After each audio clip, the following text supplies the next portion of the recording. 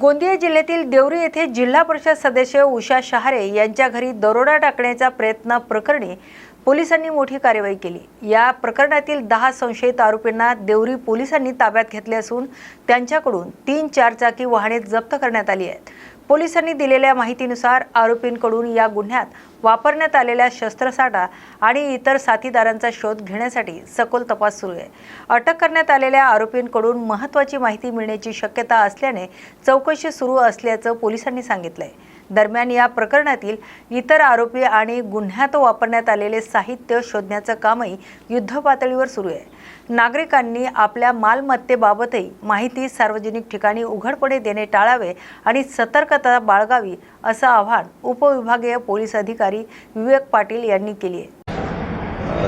देवरीमध्ये घरफोडीचा जो प्रयत्न झालेला आहे 23 तारखेच्या रात्री 23 मेच्या रात्री, त्या अनुषंगाने सद्यस्थितीमध्ये देवरी पोलिसांच्या ताब्यात 10 आरोपी आहेत। 10 आरोपींना आपण अटक केलेली आहे आणि यामध्ये आणखी आरोपींचा शोध घेणे व आणखी वेपन्स आणि गाड्यांचा शोध घेणे सुरू आहे। तपास सध्या सुरू आहे। सर, आरोपी वेपन आणि त्यांचे अवजार होते ते पण आरोपीकडून मिळाले का आपल्याला? शस्त्र जे होते ते शस्त्रांचे अजून आपल्याकडून रिकव्हरी होणे बाकी आहे। तसेच काही जे आरोपी अजून यामध्ये सहभागी होते ते मिळणे बाकी आहे आणि एक 4 व्हीलर मिळणे बाकी आहे। आपल्याला सद्यस्थितीमध्ये आपल्याकडे 3 4 व्हीलर आपल्याला जप्त केलेले आहेत आणि 10 आरोपींना आपण अटक केलेलं आहे। अंदाजे किती आरोपी राहणार सर इथे?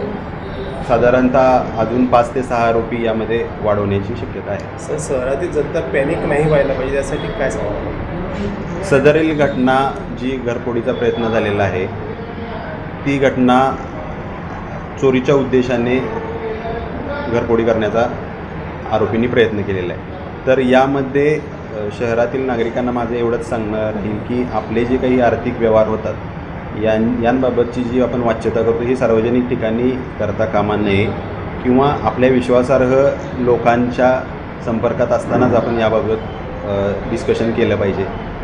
कारण या गोष्टीच्या मध्ये ॲड ऑन होत जाऊन चुकीचा मेसेज पसरला जातो आणि या प्रकरणामध्ये तशा प्रकारचा प्रकार घडलेला दिसून येत आहे आपल्याला की आरोपींना संबंधित घरामध्ये मोठ्या प्रमाणात कॅश आणि सोने असण्याची माहिती मिळाली आणि त्या अनुषंगाने त्यांनी सदर घरफोडीचा प्रयत्न केला। आरोपीला किती दिवसाची कस्टडी मिळाली? 6 जूनपर्यंत 8 आरोपींना आपल्याला मान्य कोर्टाने PCR दिलेला आहे। इतर 2 आरोपी आपण आज अरेस्ट केल्यामुळे त्यांना आज आपण कोर्टामध्ये प्रोड्यूस करतो आहे आणि त्यांच्या देखील आपण 6 किंवा 7 तारखेपर्यंत PCR मागत आहोत। ठाण्यात आयोजित कार्यक्रमात उपमुख्यमंत्री एकनाथ शिंदे यांनी दिवंगत समाजसेवक दिलीप ओवळेकर यांच्या कार्याचा गौरव करत त्यांना भावपूर्ण श्रद्धांजली अर्पण केली। दिलीप ओवळेकर यांच्यासारख्या कार्यकर्ता होणे शक्य नसून ते खऱ्या अर्थाने अवलिया समाजसेवक होते असं शिंदे यांनी म्हटलंय। महानगरपालिकेच्या निधीवर अवलंबून न राहता ओवळेकर यांनी स्वखर्चातून आदिवासी पाड्यांमध्ये विहीर, पाझर तलाव आणि विविध विकास कामे केलीत, तर अडचणीत असलेल्या लोकांच्या मदतीसाठी ते नेहमीच पुढे असत असंही शिंदे यांनी सांगितले। धर्मवीर आनंद दिघे आणि दिलीप ओवळेकर यांच्या अत्यंत जिव्हाळ्यांचे संबंध होते, तर ओवळेकर यांच्या अंत्ययात्रेला झालेली मोठी उपस्थिती त्यांच्या लोकप्रियतेची साक्ष असल्याचे त्यांनी नमूद केले। दिलीप ओवळेकर यांच्या कार्याची आठवण कायम राहावी यासाठी त्यांच्या स्मरणार्थ भव्य स्मारक उभारण्यात येईल अशी घोषणाही उपमुख्यमंत्री एकनाथ शिंदे यांनी यावेळी केली आहे।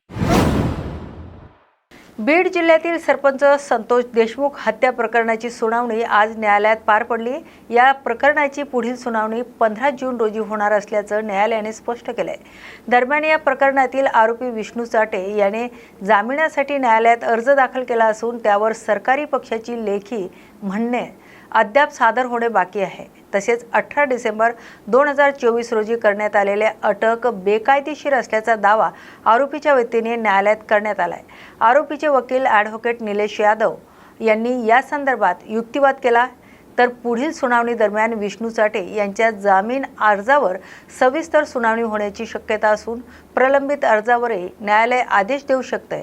तर आजची सुनावणी न्यायमूर्ती SR शिंदे यांच्या न्यायालयासमोर पार पडली आहे, तर पुढील सुनावणी नियमित न्यायालयात होणार आहे असं सांगण्यात आलंय।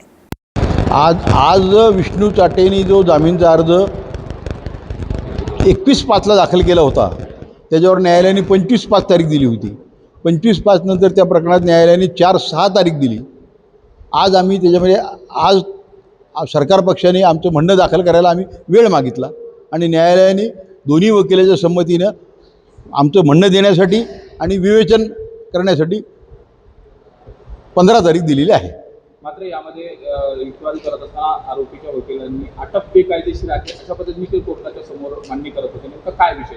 अटक त्यांचं असं म्हणणं आहे की 18/12/24ला त्यांना जे अटक करण्यात आलेलं आहे त्यांना 24 तासाच्या आत न्यायालयात हजर करण्यात आलेलं नाही या मुद्द्यावर त्यांनी तो अर्ज दिलेला आहे. परंतु ती अटक बेकायदेशीर आहे किंवा नाही, किंवा आम्ही 24 तासाच्या आत त्याला हजर केलं आहे किंवा नाही, याचं उत्तर 15 तारखेला आम्ही देऊ. आणि इतर जे आरोपी आहेत त्यांची देखील जामीन अर्जावरती नेमकं काय नाही, त्या जामिनावर रेग्युलर कोर्ट हिअरिंग करेल. आज इन्चार्ज कोर्ट असल्यामुळे कुठलीच सुनावणी झाली नाही.